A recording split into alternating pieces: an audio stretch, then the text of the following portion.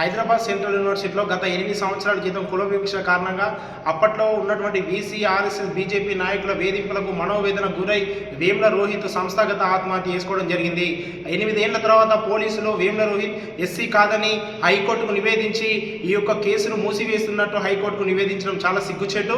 రోహిత్ వేముల ఎవరి కారణం వల్ల, ఏ ఇబ్బందుల వల్ల ఆత్మహత్య చేసుకున్నాడో యావత్ ప్రపంచానికి తెలిసిందే. రోహిత్ వేముల కుటుంబానికి పోలీసులు అండగా ఉండాల్సిన అవసరం ఎంతైనా ఉన్నది.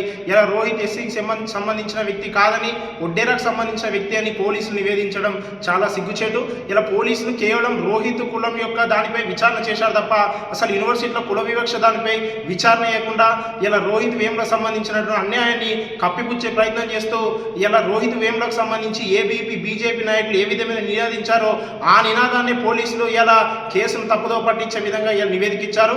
వెంటనే కాంగ్రెస్ ప్రభుత్వం 8 ఏళ్ల క్రితం ఆనాడు కాంగ్రెస్ పార్టీ రాహుల్ గాంధీ గారు జస్టిస్ ఫర్ వేముల రోహిత్ అనే నినాదంతో హెచ్సి కూడా వచ్చి రోహిత్ వేముల కుటుంబానికి అండగా ఉండడం జరిగింది.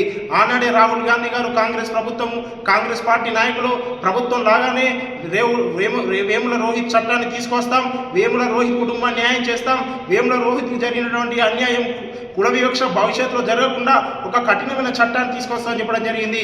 నేడు రాష్ట్రంలో కాంగ్రెస్ పార్టీ అధికారంలోకి వచ్చింది కాబట్టి రోహిత్ వేముల కేసును పునర్విచారించి ఈ యొక్క కేసును వేగవంతంగా విచారించాలని, నిష్పక్షపాతంగా విచారించి దోషులను కఠినంగా శిక్షించి దళిత విద్యార్థులకు న్యాయం చేయాలని, అదేవిధంగా భవిష్యత్తులో కుల వివక్ష కాకుండా కాంగ్రెస్ ప్రభుత్వం కఠిన చర్యలు తీసుకోవాలని చెప్పి ఈ సందర్భంగా ఏఐఎస్ఎఫ్ పక్షాన్ని డిమాండ్ చేస్తా ఉన్నాం.